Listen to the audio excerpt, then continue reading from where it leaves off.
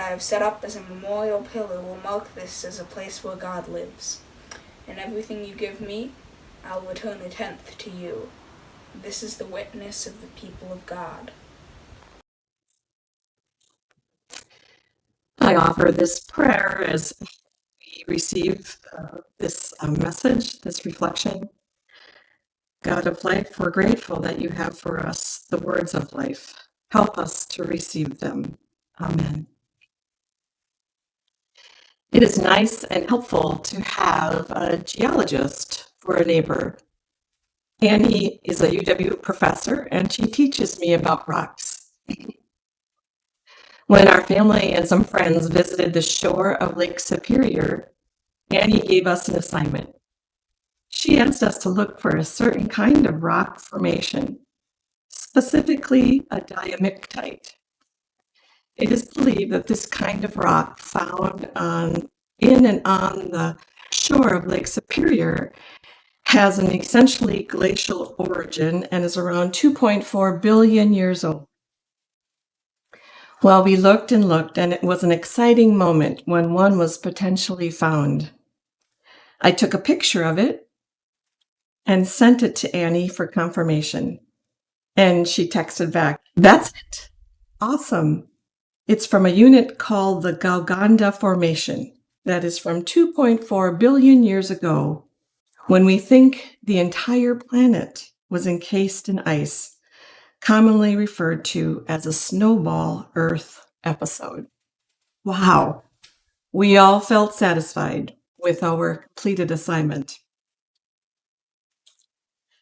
Well, I don't know how old the rock is that is referred to in this biblical narrative.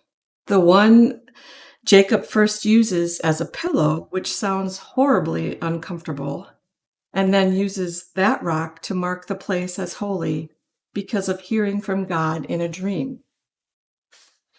But I'm intrigued with using something very physical, like a rock, to honor a spiritual faith experience with God. I also love looking at rocks and also the metaphors they provide in understanding faith. So we understand rocks to be shaped by centuries of erosion. In a similar way, we can understand the story of Abraham, Isaac, and Jacob, encased in the book of Genesis, as one that is worn smooth by countless generations of retelling. Through the generations of retelling, the bedrock of these narratives has remained intact. The stories reveal to us their raw humanity, the joys as well as the challenges and difficulties of what it means to be human and to know and follow God. So let's look at Jacob and his family. I love this quote from Mary Karr in her memoir, The Liars Club. I think a dysfunctional family is any family with more than one person in it. This biblical family certainly gives us a window into family dynamics that include sibling rivalry, favoritism, conflict, and deceit, to name a few. In the children's time, I shared one of those signature stories of Jacob, the one where he tricks his father into giving Jacob the family blessing. Now, keep in mind, this was no ordinary blessing. Because Isaac, the father, was blessed by God, he needed to transmit his blessing to his son before he died. Once uttered, the blessing could not be rescinded. This blessing was to go to the oldest son, Esau. But Jacob pretends to be Esau and receives the blessing instead. Esau is devastated by this unexpected reversal, and Esau is determined to kill Jacob. Therefore, Jacob is forced to flee to Abraham's family in Mesopotamia. So how do you like Jacob so far? Remember, he is considered one of the patriarchs of our faith. The next part of the story is also very intriguing. Jacob sets out to his uncle's house in Mesopotamia, and on the way stops for the night. Jacob finds a rock to use as a pillow and somehow falls asleep. He then has a dream in which he hears God speak to him. It is important to note that before this dream, Jacob doesn't seem to be sold on the religion of his father. He even called God your God when he had spoken to his father earlier. So it makes complete sense then that in the dream, the first thing God does is introduce herself. Jacob, I am God, the God of your grandfather and your father Isaac. God continues by telling Jacob that he will be blessed along with his descendants. And then the last thing that Jacob hears in the dream are these words from God. And I will not leave you until I have finished giving you everything I have promised you. These words are very familiar. God had shared similar words of blessing to Abraham and also to Isaac, and now God repeats the blessing of covenant to Jacob. So this dream, this encounter with the divine is so powerful that when Jacob wakes, he pronounces, God is real and in this place. And because of this powerful experience, he uses the rock that he laid his head on the night before and sets it up as an altar to the Lord and names the place Bethel, which means house of God. But the story doesn't end here, and we really miss something very important if we don't go to the end, which I think is the best part. What is striking to me is that Jacob has this incredible, powerful encounter with God, with God's grace, and yet his follow-up response seems less than adequate in commitment and transformation. Jacob makes a vow to God, but requires that God first meet all his demands. It's as if Jacob sees this as some sort of hostage negotiation. You do this for me, God, and then I'm all in. And here, my friends, is the very teachable part. Jacob's actions reflect not just the encounter, but the way in which he filters the encounter. This message from God gets filtered through Jacob's personality, which informs his response. His vow to God seems to come from Jacob's need to be taken care of. After all, he's just stole the birthright and blessing from his brother, and his brother now wants to kill him. He can't simply jump into this new relationship with God. There are way too many unknowns. Jacob needs to know he'll be protected. This story is a wonderful lesson for us all.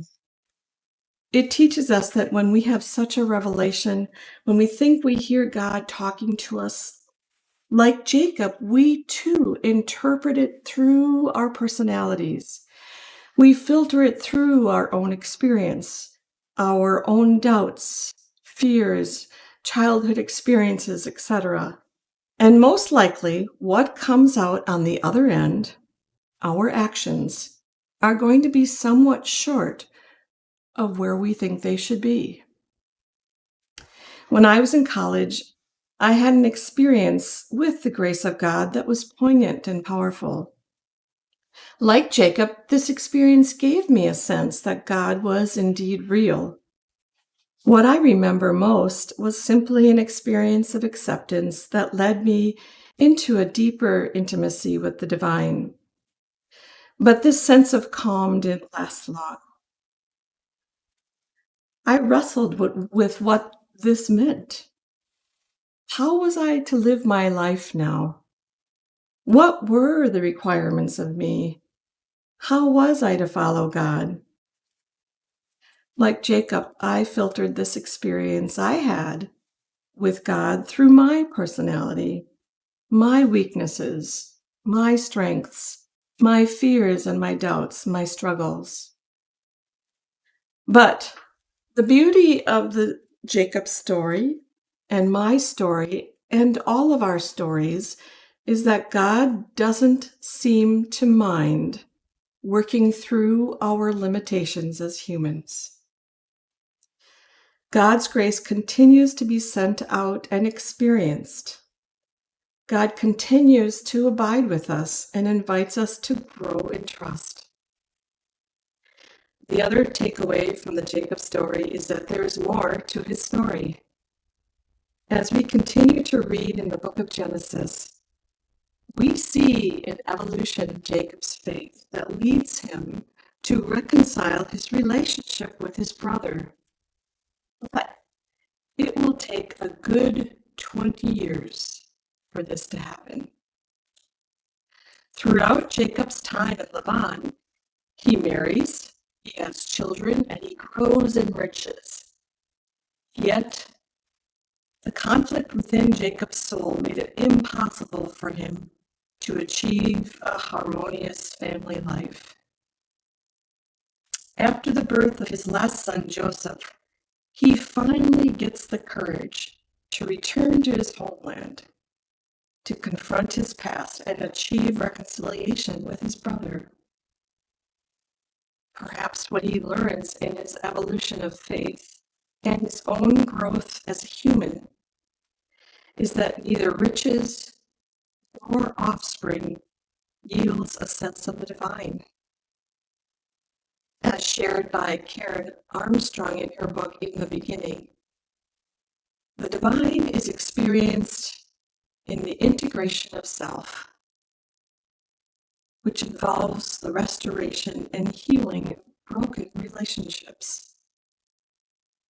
Now, I deeply respect how long this took for Jacob to be reconciled with his brother.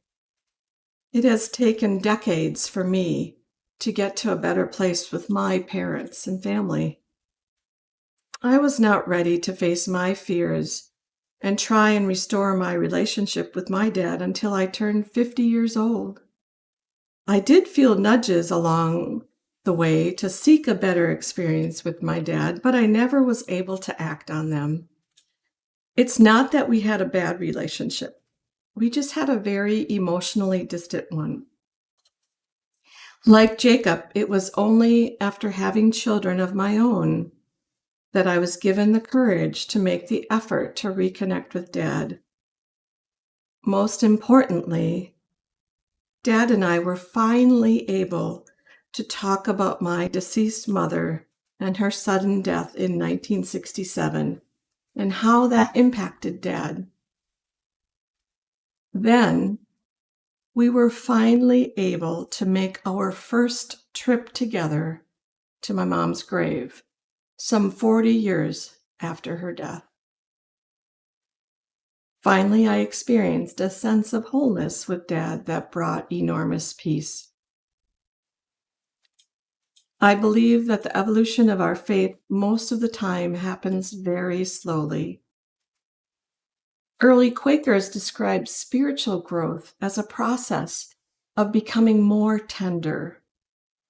Karen Armstrong describes the work of religion to be one that leads us deeper into compassion and the practices of it. And most often, our growth into becoming more tender and compassionate is a slow, lifelong process. But it is always blessed by God. In the story of Jacob, a rock is used to mark a special place where God was experienced. For me, as I was walking over the rocks on the shore of Lake Superior, I noticed how the rocks physically slowed me down. They were difficult to walk on.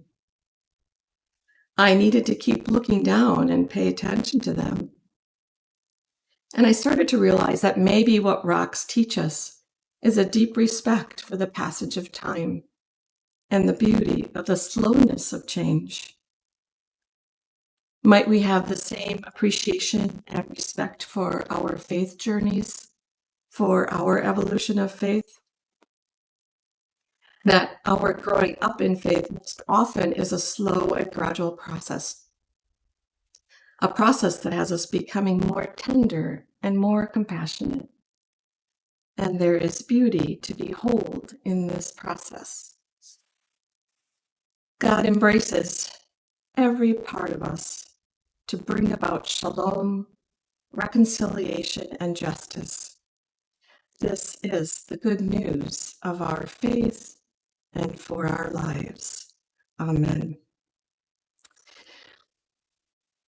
We now move into a spirit of prayer and will be led by the Wednesday evening prayer group. So thank you to that group.